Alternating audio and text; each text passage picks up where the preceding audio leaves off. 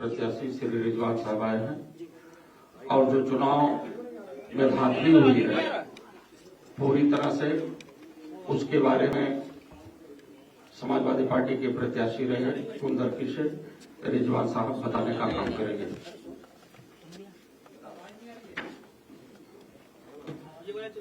इस पे ऑडियो नहीं आ रहा।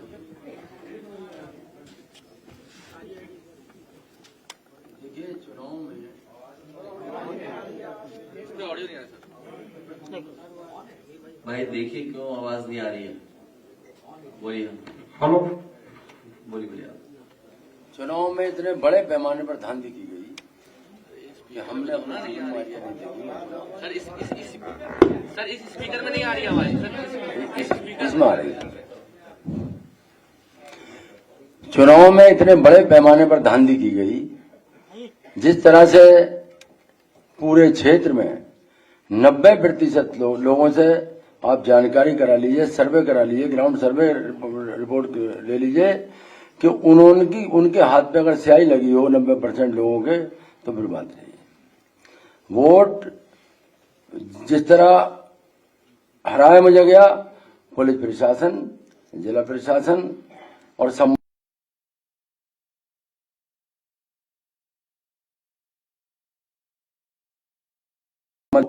इस तरह अगर चुनाव में वोट पड़ गया होता, आम वोटर का वोट पड़ गया होता, आम मतदाता का वोट पड़ गया होता, तो मैं 1 लाख वोटों से कम चुनाव जीतता। मैं दावे से कह सकता हूं। लेकिन जिस तरह बूथ कैप्चरिंग, जिस तरह धांधली इतने बड़े पैमाने पर हमने कभी सोचा भी नहीं था, देखा भी नहीं था, सुना भी नहीं था। जितना 42 जनता को किया गया, पूरी रात पूरा दिन और पूरा जो है एक तांडव रचा गया, यही मैं आपसे कहना चाहता हूं। तो बिल्कुल पूरी तरह जो है चुनाव में बड़े पैमाने पर धांधली करके मुझे हराया गया। हाँ, अंदर भी थे।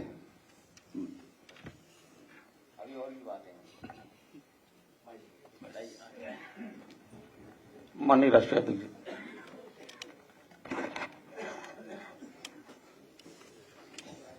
मैं अपने सभी प्रेस के साथियों का बहुत धन्यवाद देना चाहता हूं। हालांकि जिस दिन चुनाव हो रहा था और जिस समय वोट पड़ रहे थे, उस समय भी आप मिले थे। बहुत सारे वीडियोस, बहुत सारी जानकारी लगातार मिल रही थी, जिसकी सूचना हम लोग आपको भी दे रहे थे और आज के समय पर जो सोशल मीडिया उसके माध्यम से भी चुनाव आयोग और संबंधित अधिकारी तक बात पहुंचा रहे थे। मुझे याद है, मैंने कुंदरकी के अपने समाजवादी पार्टी के प्रत्याशी उनका वीडियो देखा था। सुबह ही सुबह जब वो निकले हैं वोट डालने, तो उन्हें जानकारी मिल गई कि उनके बूथ के एजेंटों को निकाल दिया गया है। पुलिस प्रशासन ने मिलकर के जो व्यवहार किया, और उनकी नियत और मंशा यही थी कि कोई भी समाजवादी पार्टी का एजेंट बूथ पर न रहे। इसलिए जानबूझ करके प्रशासन ने और खासकर पुलिस ने, वो भी निर्देश पर, सभी बूथ एजेंटों को लगभग निकाल दिया गया। और बड़े पैमाने पर जहां समाजवादी पार्टी के समर्थक थे, समाजवादी पार्टी के लोग वोट डालने जाना चाहते थे, जाते उन्हें रोक दिया गया। अगर मान लीजिए रोक दिया गया है वोटर को, तो वोट किसने डाले? अगर उन बूथों पर समाजवादी पार्टी का वोटर नहीं पहुंचा है, हमारे प्रत्याशी के समर्थक नहीं पहुंचे, आखिरकार वोट किसने डाला है? ये बड़ा गंभीर विषय है। और इसके साथ साथ 2 तरह की पर्ची होना, लाल मार्क है और एक सामान्य रूप से ये जो पर्ची दी जाती है, ये लाल पर्ची, लाइन वाली पर्ची। उस दिन भी हम लोगों ने कहा था, जिस दिन वोट पड़ रहे थे, उस दिन भी इस बात को कहा था कि इस तरह की व्यवस्था कोई प्रशासन ने बनाई है और जिसके कारण इस तरह का भेदभाव किया है। यहां वो साथी बैठे हैं जिनका वोट था लेकिन वोट डालने नहीं पहुंचे। अभी जब विधायक जी अपने तमाम साथियों के साथ यहां आ रहे थे, पुलिस को जानकारी मिल गई, कई गाड़ियां इनकी बंद कर दी गई। सुबह से हम लोग लगातार कोशिश कर रहे हैं कि वो छोड़ दिए जाएं। कोई कारण नहीं है, उन्हें थाने में बैठाया हुआ है, सीतापुर में बैठाया गया। पहले एक थाने में रोका पुलिस ने, न जाने कहां से एसओजी की टीम आई, बैठा लिया उनको, उसके बाद दूसरे थाने में ले जाके बैठा दिया उनको। और इसलिए बैठा दिया कि कम से ये प्रेस से आमना सामना ना हो जाए, क्योंकि उन्हें पता था कि प्रेस होने जा रही है।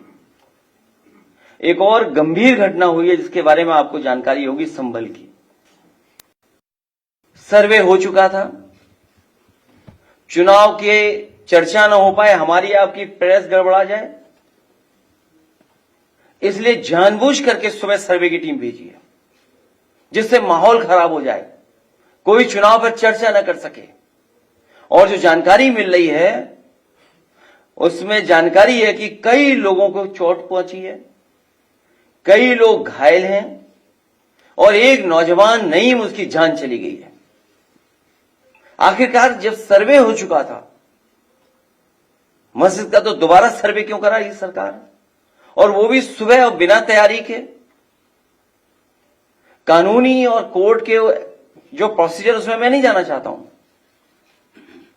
कि दूसरे पक्ष की सुनवाई नहीं है, कोई सुनने वाला नहीं है दूसरे पक्ष को। और ये जानबूझ के इसलिए किया है कि आज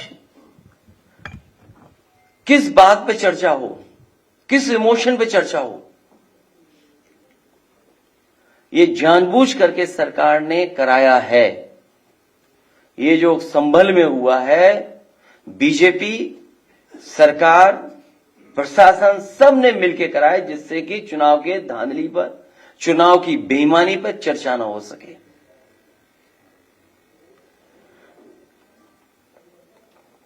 लोकतंत्र में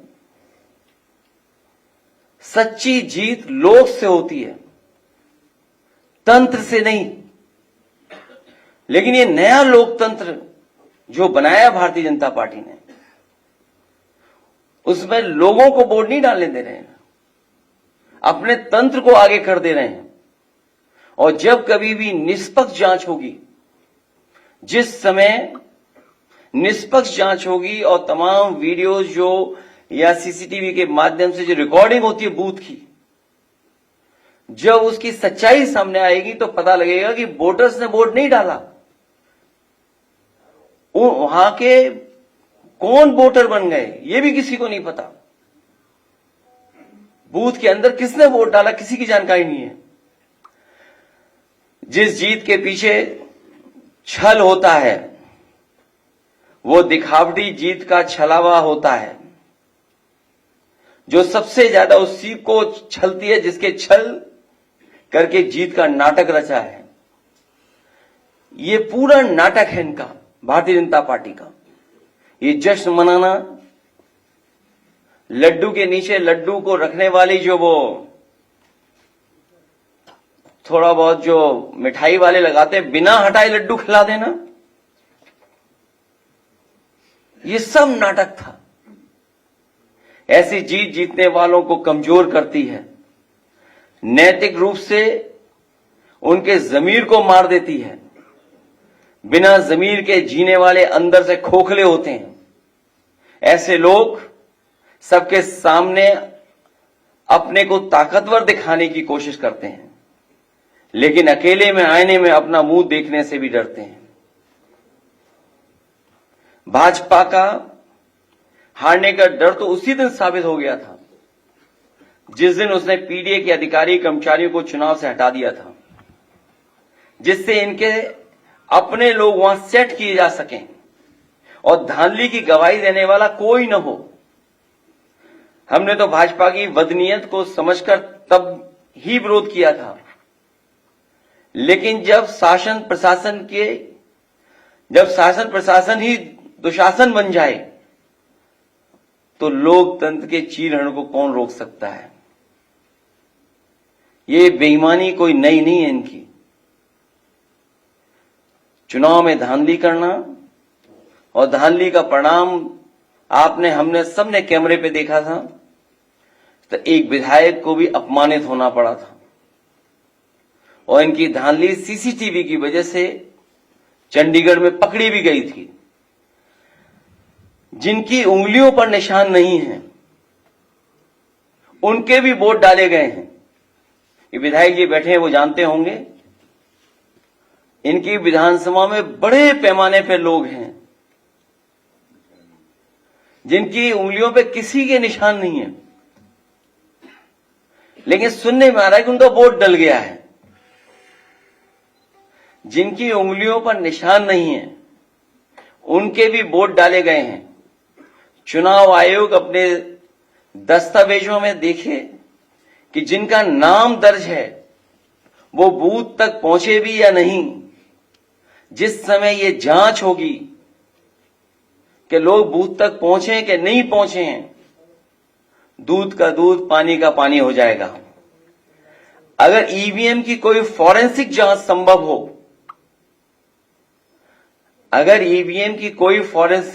संभव हो, तो बटन दबाने के पैटर्न से ही पता चल जाएगा कि एक ही उंगली से कितनी बार बटन दबाया गया है। और अगर ये संभव हो तो ये पता किया जा सकता है कि एक ही उंगली से कितनी बार बटन दबाया गया है।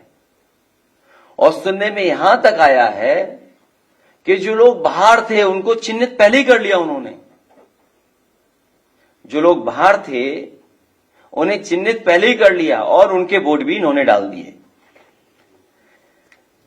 ये नए जमाने की इलेक्ट्रॉनिक बूथ कैप्चरिंग है।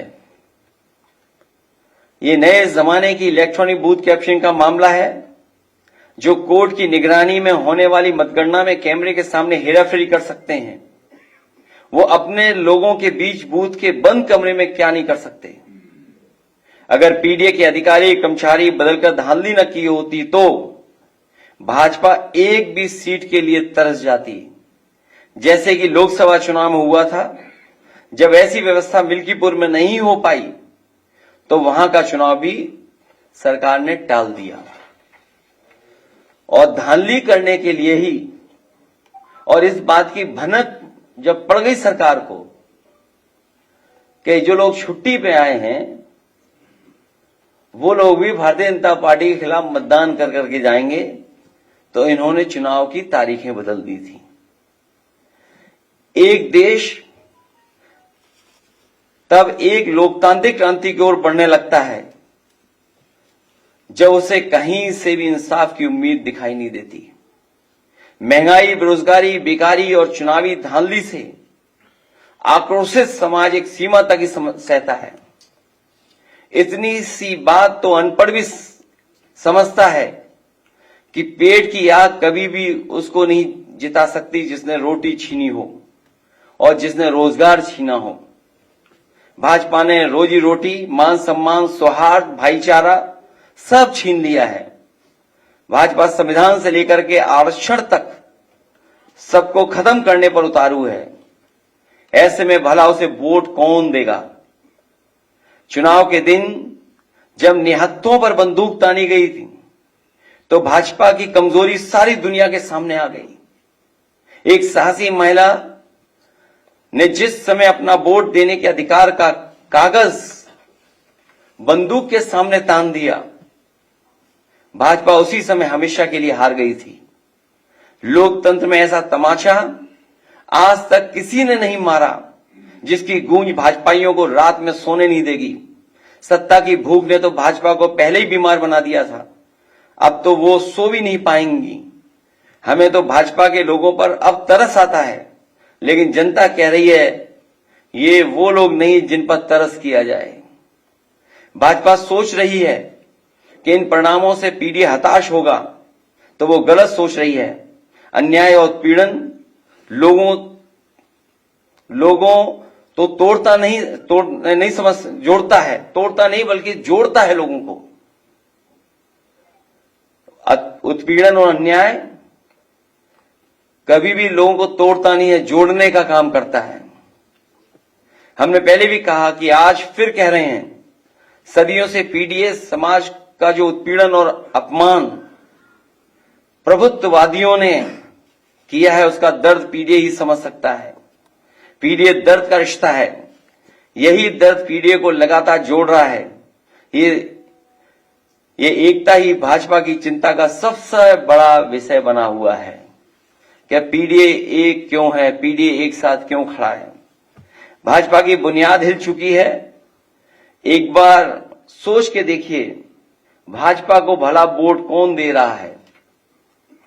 क्या वो गरीब जो महंगाई का मारा है, या वो पिछड़ा दलित अल्पसंख्यक या आदिवासी जिसका भाजपा राज में लगातार शोषण हो रहा है, जिसका आरक्षण मारा जा रहा है, या वो किसान जिसको खाद नहीं मिल पा रही है, या जिसकी फसल छुट्टा पशु खा जा रहा है, या जिसकी फसल की कीमत उसे नहीं मिल रही है, या वो मजदूर जिसे बेकारी के कारण मजदूरी नहीं मिल रही है, या वो दुकानदार जो मंदी का मारा है, या वो कारोबारी व्यापारी जो भ्रष्ट जीएसटी और भाजपाई चंदे की रसीद काटने वालों से परेशान है, या वो महिला जो यूनिवर्सिटी कैंपस तक में सुरक्षित नहीं है, या वो सरकारी कर्मचारी जिनके ऊपर भ्रष्टाचार करने का दबाव है, या जिनकी पुरानी पेंशन तक छीन ली गई, या वो पत्रकार जिनको निर्वस्त्र करके पीटा जा रहा है, या वो जो नौकरी के लिए धरने पर बैठे थे, चाहे 69,000 शिक्षक भर्ती का मामला हो, या पुलिस का हो, या अग्निवीर भर्ती का हो, या जज की परीक्षा में कॉपी बदलने का, या परीक्षा में पेपर लीक का, रद्द होने का, या कोर्ट में रिजल्ट फंस जाने वालों का। इन सब बातों से लाखों निराश युवा हैं और उनके हताश परिवार के करोड़ों लोग अब भी सरकार के विरोध में खड़े हैं। सच तो यह है, भाजपा को 5% लोग भी वोट नहीं दे रहे हैं। इनकी जीत में वोट की कोई भूमिका ही नहीं है। ये तंत्र की हेराफेरी से जीतने वाले लोग हैं और वोट को लूटने वाले लोग हैं। इसलिए ये चुनाव निष्पक्ष नहीं था, ये बेईमानी से और वोट को लूट करके चुनाव जीता गया है।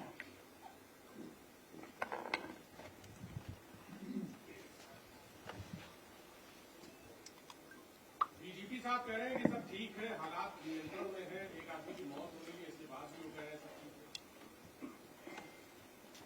ठीक है। इसीलिए वो कार्यवाहक हैं, इसीलिए कोई परमानेंट डीजीपी उत्तर प्रदेश में नहीं बन पा रहा है। आप कार्यवाहक डीजीपी से क्या उम्मीद करोगे? आपको लगता है कि इंटेलिजेंस इसमें फेल्योर हुआ है जो लगातार? मैं आपसे कह रहा हूं, क्योंकि चुनाव से बहस को हटा करके ये जानबूझ करके जब एक बार सर्वे हो गया था मस्जिद का, तो दोबारा सर्वे करने क्यों पहुंचे? जो सर्वे हो चुका था उसके बाद दोबारा सर्वे इसलिए करने गए क्योंकि चुनाव की धांधली पर बहस न हो, चर्चा न हो। जो चुनाव में इन्होंने वोट को लूटा है, आप कल्पना कीजिए, जो लोग यहां पर अपनी बात बताने आ रहे थे, कहने आ रहे थे कि उन्हें वोट डालने नहीं दिया गया, उनका वोट डाल दिया गया, उनके हाथ में इंक नहीं है, उंगली पे इंक नहीं लगाई किसी ने, लेकिन उनका वोट डल गया। ये बातें खुल न जाए, इसीलिए पुलिस अभी भी बैठाए हुए उन लोगों को, अभी भी थाने में बैठे हुए हैं। सर, महाराष्ट्र चुनाव के परिणामों पर क्या कहेंगे? सोचिए, अभी भी बैठे हुए थाने में, कोई कारण नहीं है, और वो इसलिए बैठाए हुए क्योंकि वो एफिडेविट लेकर के आ रहे थे।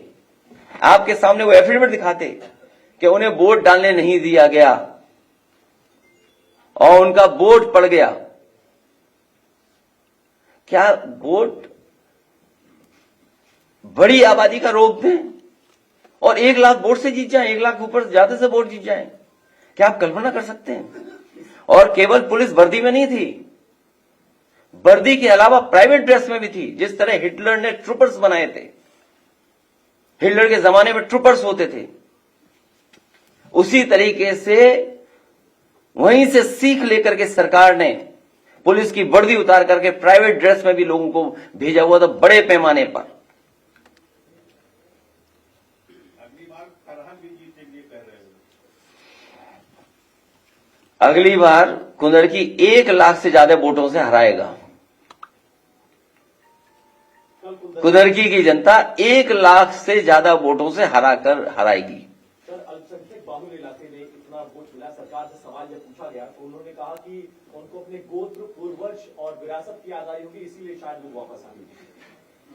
इसीलिए उन्होंने थानों में बैठाए हुए लोगों को जो यहां मिलने आने वाले थे, पूरी पुलिस लगी हुई बैठा दिया उन्होंने। ये तो सब दिखावा है अपनी बेईमानी को छिपाने के लिए। चुनाव आयोग को शिकायत की और शिकायत की जाएगी इसके बाद। और ऐसे अधिकारी जिन्होंने चुनाव में बेईमानी की है उनका कागज पीछा नहीं छोड़ेंगे, कागज पीछा नहीं छोड़ेगा। सरकार से ये भी तो पूछ लेते कि जो अधिकारी वहां पोस्ट हुए थे, क्योंकि पोस्ट नहीं हो पा रहे थे, उनसे साठगांठ नहीं हो पा रही थी, इसलिए चुनाव बढ़ा दिया था उन्होंने। अखिलेश जी, वो महमूद प्राचा सुप्रीम कोर्ट के सीनियर वकील और चंद्रभान सिंह लगातार चुनाव आयोग पर सवाल उठा रहे हैं, और जिस तरह से दिखे धांधली, चाहे वो हरियाणा में 10 लाख वोट बढ़ाने की बात रही हो, चाहे पूर्व लोकसभा में 4,63,000 वोट बढ़ने की बात रही हो, चाहे महाराष्ट्र में 150 सीटें जो बढ़कर गई है, लगातार इसको लिए लड़ाई लड़ रहे हैं। तो सुप्रीम कोर्ट के वो प्राचा है महमूद प्राचा जी और चंद्रभान जी, तो क्या आप लोग के आगे की रणनीति कैसे करेंगे? क्योंकि लगातार जिस तरह से देखिए आप संतों को डराया जाता है, धमकाया जाता है भारतीय जनता पार्टी की तरफ से, तो क्या आगे की रणनीति आप और कांग्रेस मिलकर कुछ तैयार करेंगे, या 2027 में भी इसी तरह डर के माहौल में लोग वोट डालेंगे? मैंने आपसे कहा, कुंदरकी विधानसभा में भारतीय जनता पार्टी 1 लाख से ज्यादा वोटों से हार करके आएगी अगले चुनाव में। आपने अभी जो सीतापुर वाली बात कही है, सीतापुर पुलिस दिख रही है कि लोगों के पास गाड़ियों की आरसी और तो यात्रियों को बैठा लोगे आप? नहीं, आप भी बताइए, ये कौन सा एक्ट है बताओ। नहीं, ठीक बात है, वही बात है। तो आप भी तो एक्ट को समझते होंगे कि गाड़ी बैठा लो, आप गाड़ी रोक लो, ठीक, कागज चेक कर लो, आदमी बैठा लिया आपने, ड्राइवर को करो कार्रवाई। अच्छा, आप जो आ रहे हैं उनके एफिडेविट छीन लिए, ये तो पुलिस पे केस बनता है लूट का।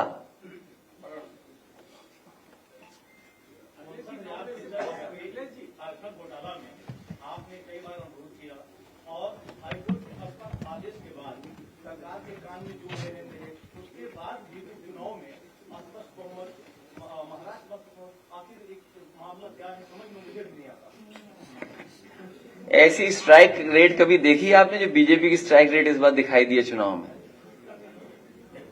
अभी तक के चुनावों में किसी भी पॉलिटिकल पार्टी की ऐसी स्ट्राइक रेट देखी आपने? और हमारे एक साथी ने ठीक कहा कुछ पहनावे को लेकर के, जिस पार्टी को हमेशा पहनावे पे शिकायत रहती थी, कौन क्या खा रहा है इस पे शिकायत रहती थी, वो क्या दावा कर रहे हैं? और सच्चाई तो यह है कि इन्हें बूथ तक नहीं पहुंचने दिया, इनकी उंगलियों पे निशानी नहीं है। चंडीगढ़ में आपने धांधली नहीं देखी, सीसीटीवी नहीं होता अगर, तो क्या वो आईएएस अधिकारी पकड़ा जाता? इसीलिए मैंने कहा कि नए तरह की ये इलेक्ट्रॉनिक वोटिंग मशीन से लूट और बूथ कैप्चरिंग है, आपको पहुंचने ही नहीं देंगे वहां तक। जो सीटों पर वोट डाला है, कितने संघर्ष के बाद वोट डाला है कार्यकर्ताओं ने, मैं बधाई देना चाहता हूं अपने कार्यकर्ता और जो मतदाता जो वोट डालने गए हैं, कितने संघर्षों के बाद भी वो बूथ तक पहुंचे और वोट डाल करके आए। क्या बीजेपी के किसी कार्यकर्ता को रोका गया? ये उनकी स्ट्रेटेजी थी। आप एक एक बूथ उठा के देख लीजिए बीजेपी का, उन्होंने बूथ कैप्चर करके 90% से ज्यादा वोट डाल लिया अपने बूथ पर। हमारे बूथों पर कितने परसेंटेज है? 13%, 12%, 11%, और उनके बूथ पे 90% वोट पड़ गया, एक ही जिले में, एक ही विधानसभा में। क्या पुलिस गोदी में उठा के ला रही थी वोटरों को? इसका मतलब तो ये हुआ कि पुलिस के लोग भारतीय जनता पार्टी के वोटरों को गोदी में उठा करके वोट डलवा रहे थे, मना रहे थे कि वोट डालने जाओ। मायावती जी ने किनारा कर लिया है उपचुनाव से। इससे पहले भी जो है चुनाव में इस तरह का हुआ है कि मेरठ में मुरादाबाद में रोका गया, मुस्लिम बहुल इलाकों में ज्यादा ये होता है। इसमें जब ब्लॉक प्रमुख वाला चुनाव हुआ तो एक महिला की तारीफ की गई थी, तो उसको लेकर के विपक्ष क्यों नहीं कोई स्ट्रैटेजी बना पा रही है? क्योंकि ये तो लगातार लोकतंत्र का हनन कर रहा है और आप लोग अभी 24 की स्ट्रेटेजी नहीं देखी, वही हार अभी तक स्वीकार नहीं कर पा रही बीजेपी। लेकिन सर अब तो जो बंदूक की नोक पर जो है वोट रोका जा रहा है ना। इसके लिए स्ट्रेटेजी भी बनेगी, तरीका भी बनेगा। इसीलिए मैंने कहा जिन अधिकारियों ने धांधली की है, कागज उनका पीछा नहीं छोड़ेगा। सीसीटीवी या जो हमारे समाजवादियों के पास बड़े पैमाने पर रिकॉर्डिंग है, उन सबको चुनाव आयोग के सामने रखा जाएगा। उसमें मुझे उम्मीद है कि आप लोग भी सहयोग करेंगे। समय समय पर आप भी समाजवादी पार्टी का सहयोग करें लोकतंत्र मजबूत करने के लिए। उन वीडियोस को जरूर चलाएं आप लोग भी। किसका 24 में कर लिया था क्या इन्होंने? अभी तक अयोध्या की हार से नहीं उभर पाएंगे लोग, सच्चाई तो ये है। और सोचिए, जब अयोध्या हार सकते हो, कह रहे हम कुदर की जीत गए, जहां पे वहां आम वोटर ने रिजेक्ट कर दिया हो, और क्या कहते हैं कुदर की जीत ली, हमें कुदर की वोट दिया है, जिनके अपने वोटरों ने, इनके अपने वोटरों ने रिजेक्ट किया है, जहां पर मिल्कीपुर में चुनाव नहीं करा पा रहे हैं। इसीलिए मैंने कहा कि अगर फॉरेंसिक लैब में ये बात चेक हो जाए कि ईवीएम की मशीन के बटन किसने दबाए हैं, तो आप पाएंगे कि एक ही व्यक्ति बटन दबा रहा होगा। अब बात बहस आगे नहीं करिए। हमारा व्यू पॉइंट लोकसभा में मैं बोल चुका हूं, वही हमारा है जो मैं लोकसभा में बोल चुका हूं। चुनाव नहीं लड़ेंगे जब तक चुनाव आयोग ये हार है और 300+ सीटें 27 जीतेंगे।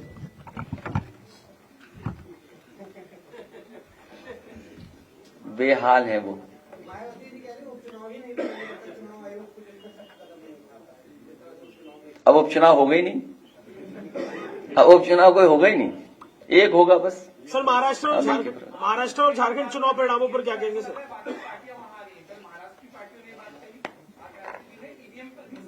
नहीं, मैं आपको कई बार यहां कह चुका हूं और लोकसभा में मैंने अपना पक्ष रख दिया था। फिर मैं कहता हूं आपसे, जर्मनी के बारे में, और जर्मनी हमसे न जाने कितना आगे हर चीज में, तकनीक में, आम लोग जो वहां के पढ़े लिखे हैं उनके जानकारी के बारे में, और जब दुनिया का सबसे बड़ा उद्योगपति भी सवाल उठा रहा है, जो इसी क्षेत्र का सबसे ज्यादा जानकार है। अभी जिनका डिप्टी सीएम का आपने नाम लिया, वो क्या जानते होंगे इलेक्ट्रॉनिक के बारे में? कहो सोशल मीडिया पे किसी और से चलवा रहे हो, सीखा हो मेल लिखना, मेल रिसीव करना, न जाने कितनी चीजें हैं। और जो नया आ गया जीपीटी चैट, वो कहो इस्तेमाल करना, अब सीखे हो, शायद न सीख पाए हो। उसमें ऐसी फौज है उस दल में ऐसे लोगों की। खैर, तो जर्मनी जैसा देश ये कहता है कि ईवीएम से वोट पड़ना उनके देश में अनकॉन्स्टिट्यूशनल है। आप बैठे हुए सब लोग देख लो, गूगल करिए आप लोग सब, वाईफाई आपके लिए फ्री है यहां पर, आप गूगल करिए, देखिए क्या जर्मनी में ये व्यवस्था है क्या नहीं है। जब जर्मनी जैसा देश ईवीएम को स्वीकार नहीं कर रहा है, तो जो दल सवाल उठा रहे हैं स्वाभाविक है। इसको लेकर जनता को और विपक्ष को एक बड़ा आंदोलन नहीं करना चाहिए, क्योंकि आप लोग सिर्फ सवाल ही कर रहे हैं, लोगों को नहीं कर रहे हैं। अभी हारे हम लोगों ने इतना वोट डाला, मैं फिर कहूंगा पीडीएफ परिवार इतना वोट डालेगा कि मशीन भी नहीं कैलकुलेट कर पाएगी।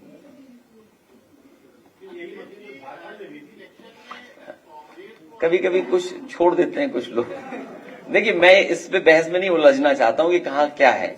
हमारा एकदम क्लियर है उसमें व्यू पॉइंट कि हम इसके खिलाफ हैं, इस व्यवस्था के खिलाफ है। अखिलेश जी, जिस चुनाव आयोग ने निष्पक्ष चुनाव नहीं करा पाया, तो क्या लगता है आप इतनी चीजें लेके जाएंगे, सीसीटीवी फुटेज? हमें व्यवस्था पे, सिस्टम को तो स्ट्रेंथन करना हमारी आपकी दोनों जिम्मेदारी है। राजीव कुमार के ऊपर लगातार आरोप लग रहे हैं, कई बार देखिए कई सीनियर लीडरों ने देखिए, बताया।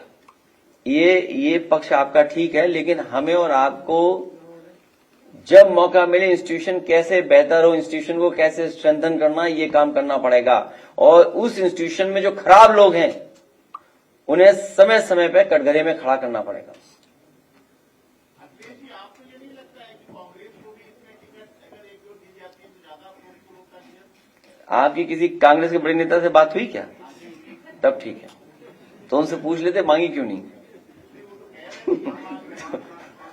तो उन्हें तो पता है हमने दी थी सीटें। अगर ये बताओ, सबको बता दो, अगर आप बातचीत हुई है तो कौन कौन सी सीट दी थी मैंने। नहीं, जब आपकी बात हुई है, सब जानकारी है आपको, फिर हमसे क्यों पूछ रहे हो? हमने तो सीट दी थी उन्हें। चलिए, बहुत धन्यवाद आपका, बहुत धन्यवाद। ये वो लोग हैं जिन्हें वोट की